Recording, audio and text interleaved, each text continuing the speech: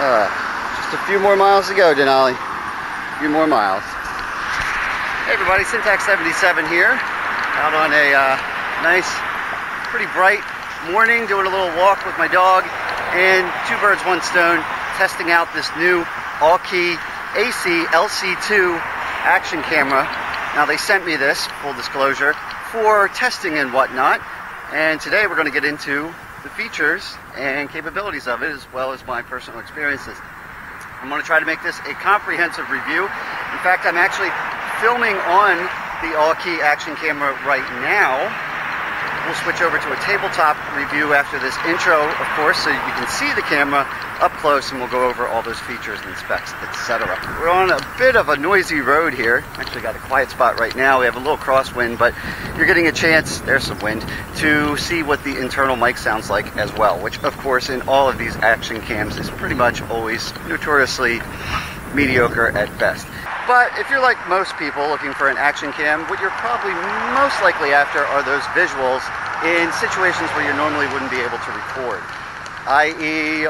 mounted on a head or a vehicle or a bicycle, as well as the capability to be waterproof and reasonably shockproof. Not a lot of moving parts to drop it. And as we go through this review, I think you're going to see that this camera does fill that notch. Now keep in mind, this is a very affordable camera. It's about $70 currently.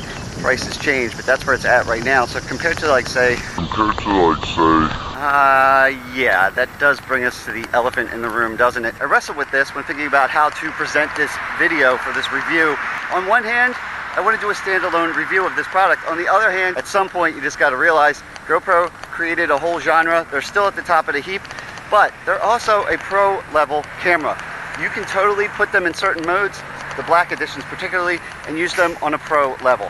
Not everybody needs a pro level. A lot of people just want to go out, film their fishing trip, their biking trip, have some personal home memories.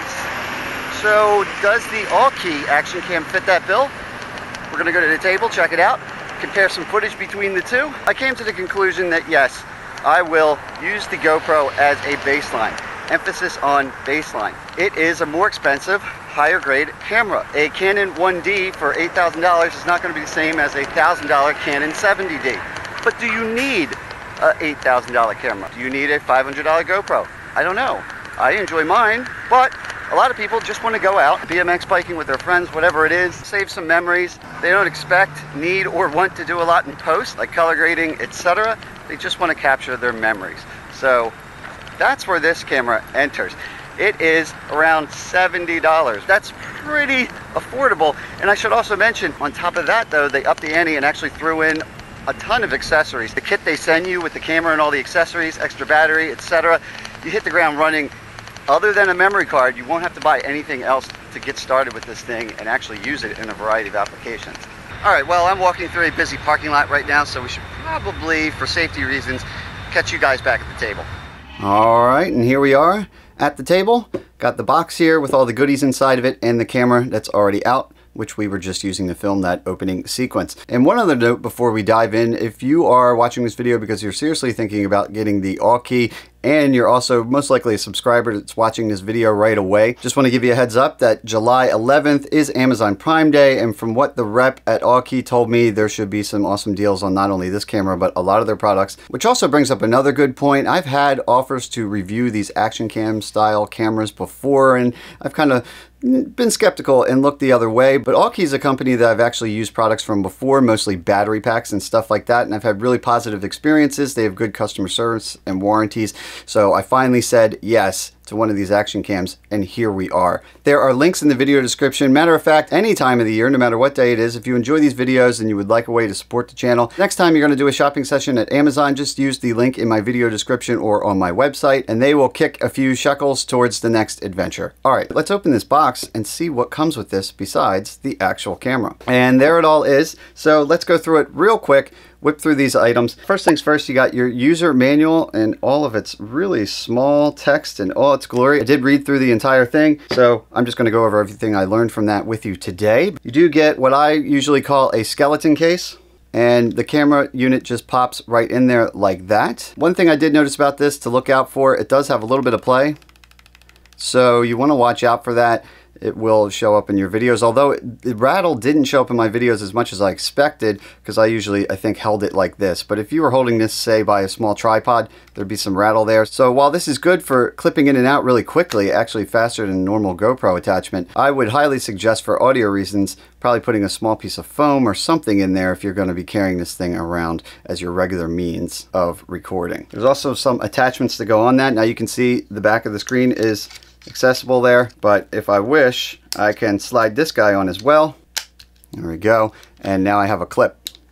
So chip clip style, I can put that onto something. I do have the threads here on the bottom and the top, which I like. My other skeleton style case for my GoPro only has an attachment on the bottom, so that's nice. You could still put some other like light on top of here in addition to your tripod on the bottom, or a grip, or whatever you like. In my case, I just screw on a little tripod on the bottom there directly, or you could use any of the other various attachments with the same threads and pop it in there as well.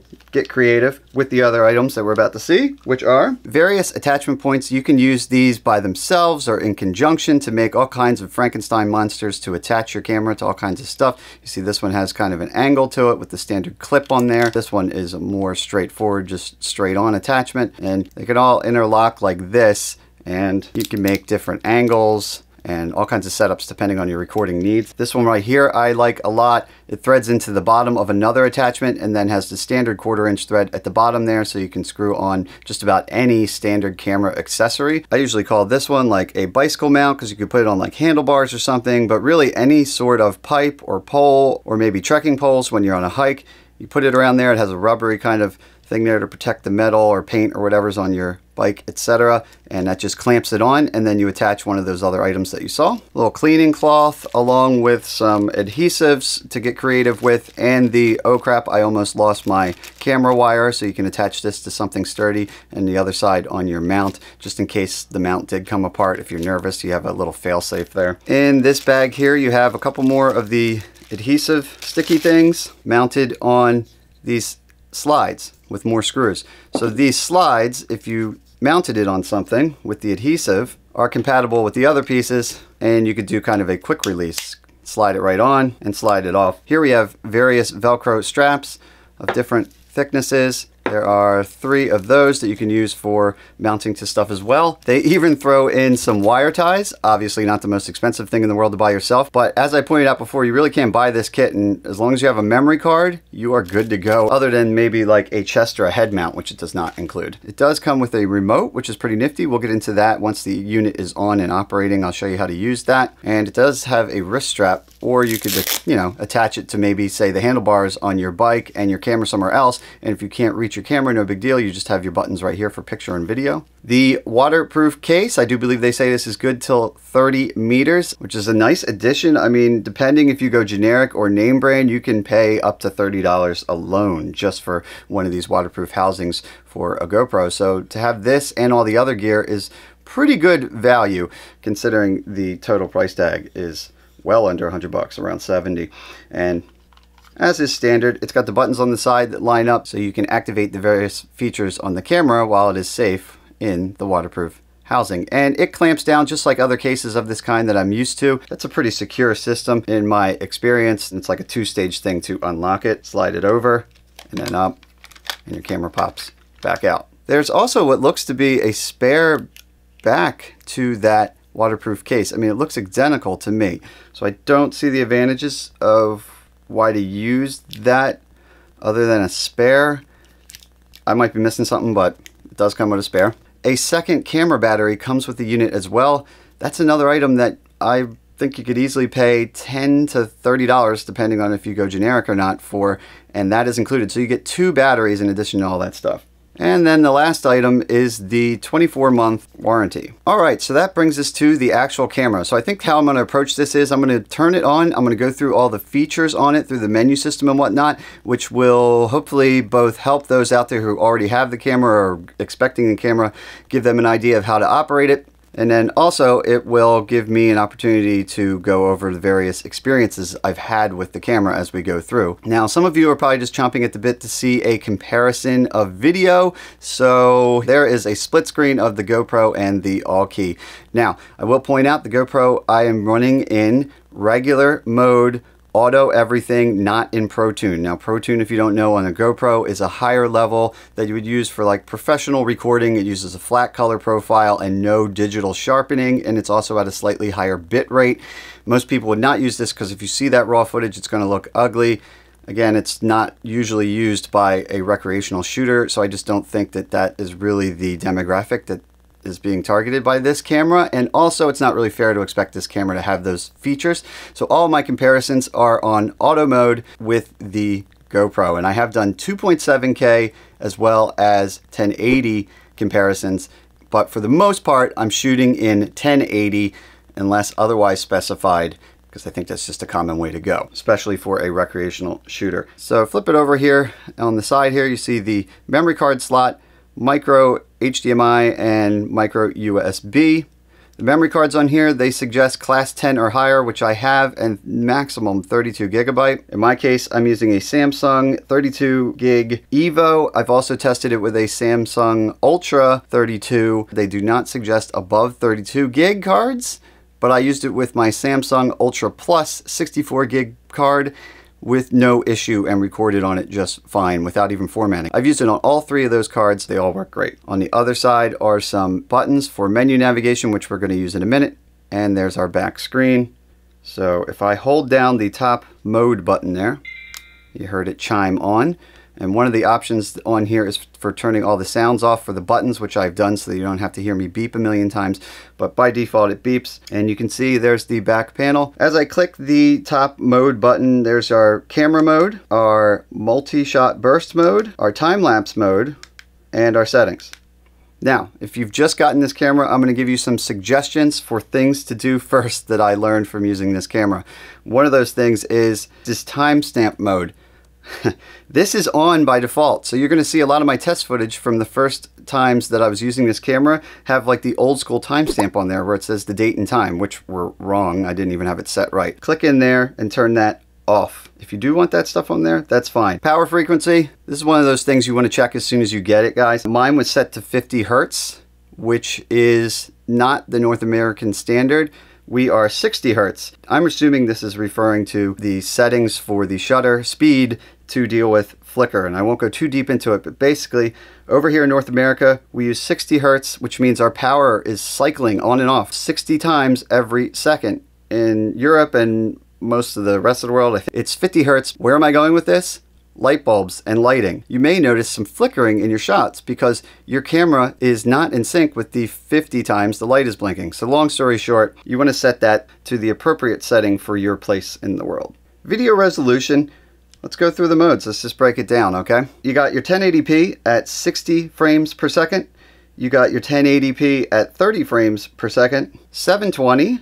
So that's lower resolution, but it's at 120 frames per second. That is a lot of frames per second, but the trade-off is you're going to be at 720p, which is still above standard definition, but below your 1080, of course. You can do 720 at 60 frames as well, although at that point I would just do 1080 at 60 frames. Why not? Maybe you're shooting a whole project in 720. 60 frames per second, I find it only necessary if you're planning on slowing your footage down. That way you can slow your footage down even further and still have the look of smooth motion. But on the downside, 60 frames per second can look a little unnatural, even unnerving to people, and just a little off-putting sometimes, so keep that in mind. And then also you're going to get a lot less space fitting on your card with those higher frame rates. I usually stick with 1080p 30. Next up, you got your 4K and your 2.7K. Now, you'll notice the frame rate on the 4K is 25 frames per second. Once you're up to 4K, that is a ton of resolution going through this compared to 1080. And as a trade-off, you can't get up to 30 frames per second with the processor that they have in here, which some people speculate is a Sony processor because that's what they use in their dash cams. I can't find anything for sure in writing from Aukey saying there's a Sony processor in here, but that's what some people think. Either way, if you want this thing pushing 4K, it's only going to do 25 frames per second. That brings up another point. I almost always shoot in 24 frames per second for reasons that I won't get into on this video, and unfortunately, that is sorely lacking from this camera, particularly in 1080. I'm a little disappointed in that, I will admit. I don't know why. I mean, I see no reason, if this thing can do 1080 at 30 frames per second, that it can't handle 24 frames per second. I think it's something that could definitely be achieved by this camera, and hopefully maybe with a firmware update they could just give that ability to it. But if you like to shoot in 24 frames per second, you're not going to be able to match up with this camera. You probably, best bet would be shoot 4K at 25 frames per second. Now 25 frames per second is kind of the European standard. I don't know if that's why they did that, or if they just said, you know what, let's just get the highest number we can. But that's that.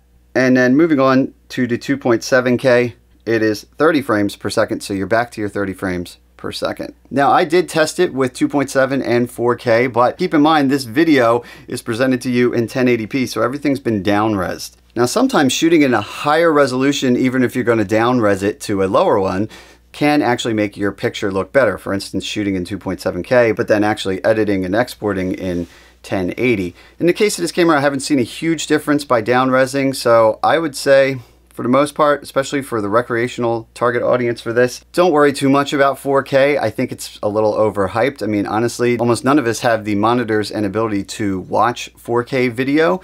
The main reason for 4K that I see at this point in history, at least, are the post-production advantages. If you film in 4K or 2.7K at that higher resolution, you can zoom in on things in post and you won't lose quality.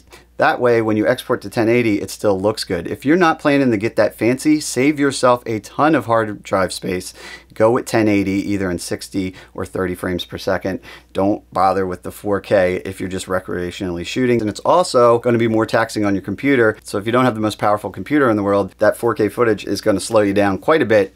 As you can see on the test footage between the two here, yeah, there's definitely some differences. I mean, that's to be expected. The GoPro, like we see in these shots here, for the most part, it looked like it erred on the side of going a little underexposed. This was all during some pretty bright sunlight. And the Aukey kind of went with slightly overexposed.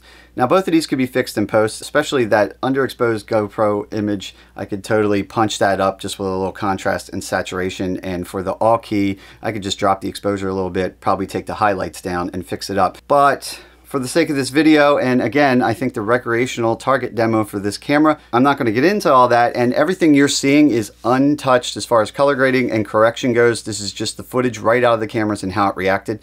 You can see that there are some more compression artifacts with the Aukey for sure, especially in the darker areas like the pavement, and also it may be a combination of compression artifacts and the in-camera sharpening features, but you can see, for example, along these power lines, some artifacts popping up there that don't show up on the GoPro. But again, these are things that come with the territory of getting a camera that, heck, when you exclude the money that you would spend on accessories, which is easily $30, $40, I mean, if you really break it down, it's almost like you're paying 30 or 40 bucks for the camera and you're getting 30 or $40 worth of accessories. So you got to keep that in mind. I think the average person is not going to pixel peep like this or be that worried about it. Now, there is one important thing I want to point out when comparing these video clips like we are right now visually, and that's something that I rarely hear being talked about. You always hear about resolution, which is the actual number of lines of pixels on the screen. 1080 being 1080 lines going down the screen, and then 1920 in the other direction. But the underrated spec, at least in my opinion, that I think is more important than resolution, yes, more important,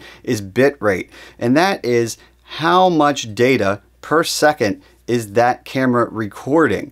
And usually this has to do with how much is that data being compressed or accurately recorded, perhaps a combination of the two. I'm not going to go too deep into it, but basically you can take a 4K video with a bit rate that's subpar and it is not going to look anywhere near as nice as a 1080 video with a stellar bit rate. For many clips that I compared identical shots, the GoPro was at like 20 megabits per second and the Aukey at 18. So I'd say it's pretty comparable in terms of bit rate, but it does seem to not handle the compression and the sharpening quite as nicely, as you can tell when you look at the detail of these videos. Overall though, for the price, I still think we can't complain. Photo resolution, I always keep it on 4000 by 3000. That's the same as a GoPro, and that will also affect your time-lapse photos. Another thing to point out visually, the lens on the Aukey, they state as a 170-degree viewing angle, which is actually the same exact number that is touted by the GoPro. But if you look at these side by side, I would say it's apparent that the GoPro does have a slightly wider field of view. Burst photo. No real choices in here. It's 3 photos at a time, that's it, and it takes them in 1.5 seconds. So every half second it shoots off a single shot. I honestly never use burst photo, but if you do, just keep that in mind. The only setting is for 3 photos. There's no like 30 photos or anything crazy like that. Time lapse. Okay, you come in here and you have different time lapse settings. This will affect, so you got 2 seconds, 3 seconds, 5 seconds, etc. And that just means how often is it taking a photo. Now, 2 seconds is usually my favorite. I find that really handy for outdoor nature kind of situations. Moving clouds, moving sun, shadows, all of those seem to work really well at 2 seconds, depending on the speed of the clouds. If things are moving really slow, then I might go to a 3 or a 5 second. But most of the time, 2 seconds are good for that. However, I find if you're going after human subjects with your time lapse, 2 seconds is a little choppy, and I prefer 1 second. And unfortunately, there's no option for that on here. So just something to keep in mind. If you're used to 1 second or less delay on your time lapses, it only does 2 seconds. Luckily for me, that works out for most of my nature shots, but there probably are some times, like in the rare time that I'm doing urban environments or just watching people around camp when I do my breakdown camp shots, I do like the 1 second, so I do kind of miss that. So these are the little things in exchange for a lower price tag. Next up is continuous lapse. By default, it is set to off, which caused me some confusion when I first got the unit, because check this out. Let's turn it off. Exit out by going up, and if I hit the mode to go to time lapse there, watch what happens when I press this.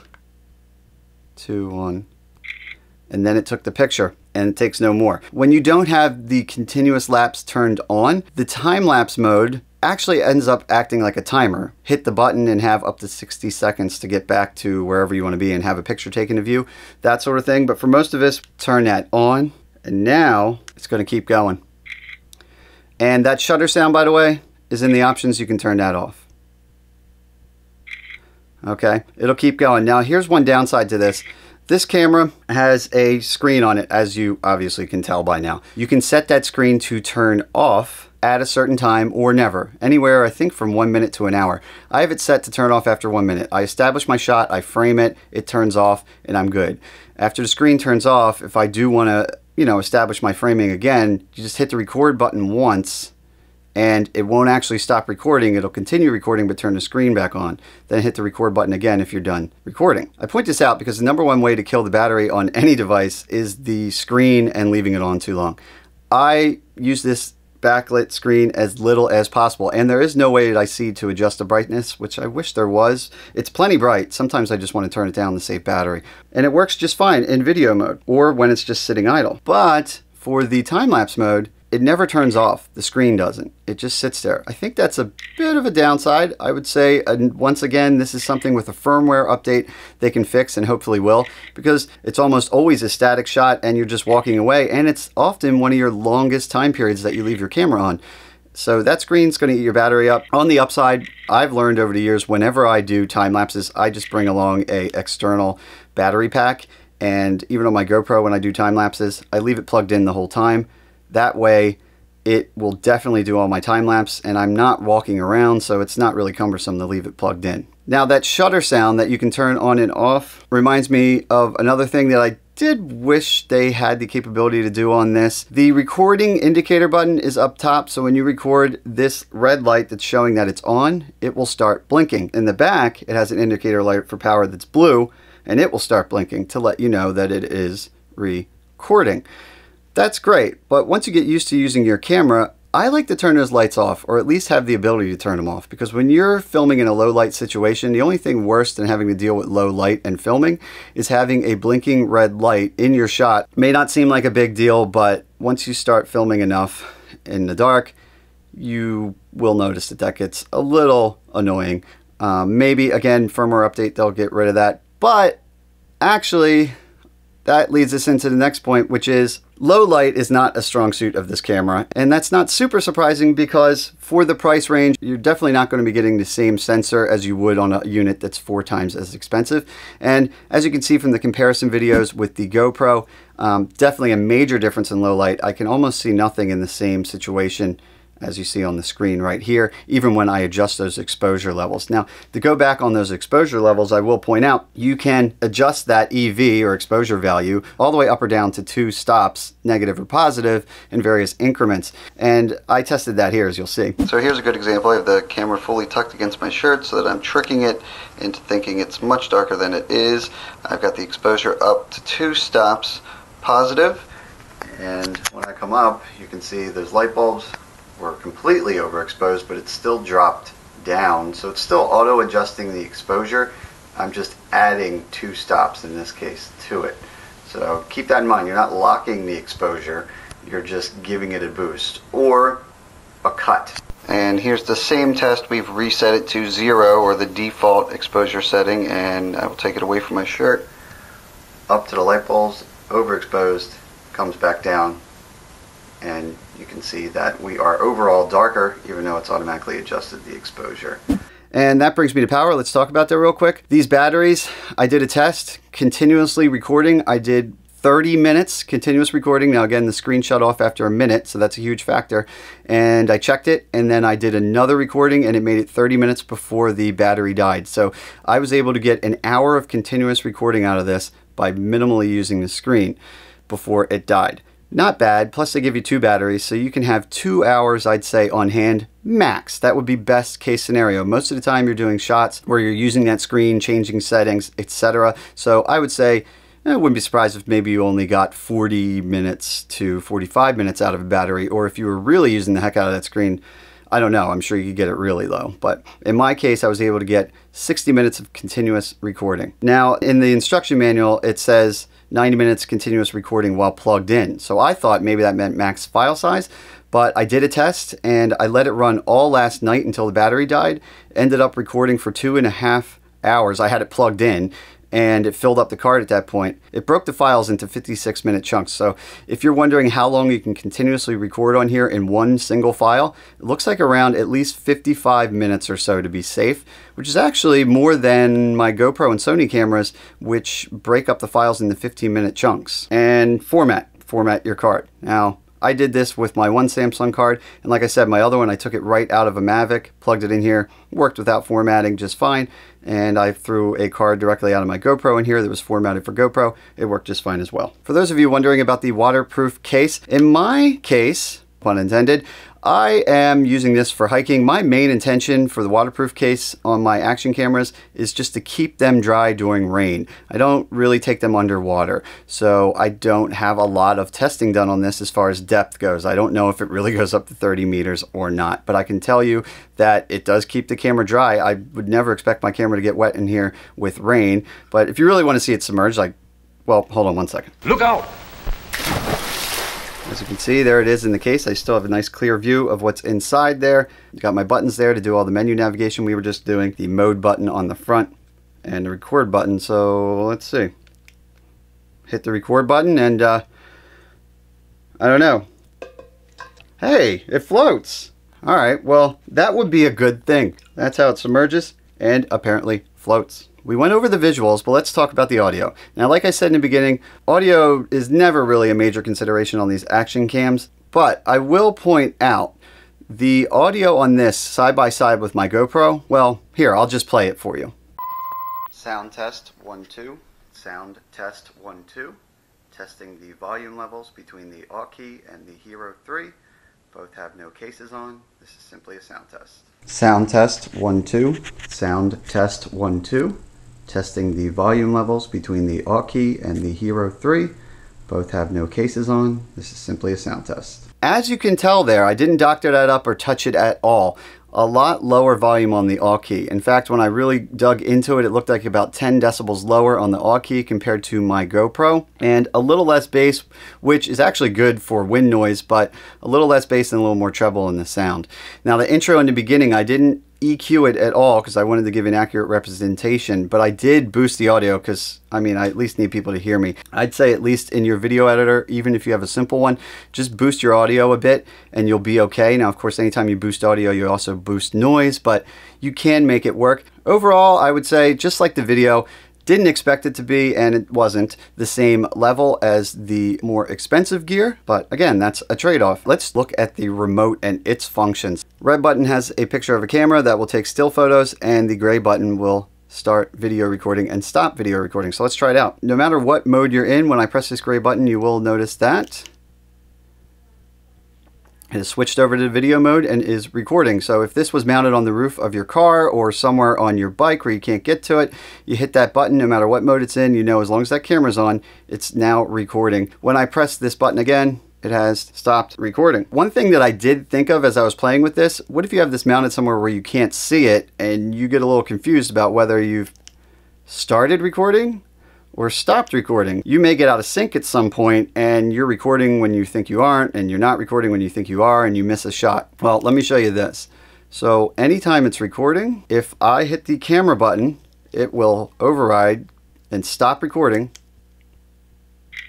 and take a photo. And then I can easily go back to recording, of course. So my tip is, anytime you're unsure if it is stopped or started, just hit the camera button. It's always going to take a photo and kind of go back to not recording. I would even suggest, and maybe that's why the button's red, but I didn't see this in the instruction booklet. I would suggest always use the camera button as your stop button, every time.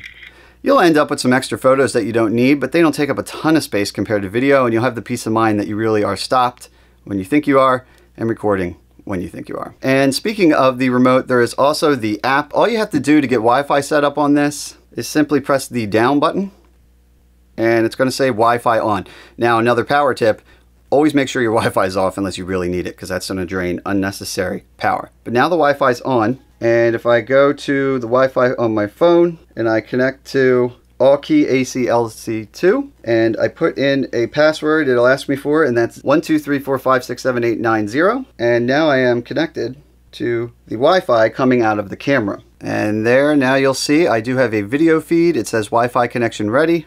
And I have a live feed of the video that I can use along with the remote to visually confirm what I'm looking at, and then use the remote to stop and start recording or take still photos. Now, you can also change the settings through the app, but with the backlit screen on the Aukey, as well as those up and down arrows for navigation, I find it even easier to use the camera than bothering to hook up the app.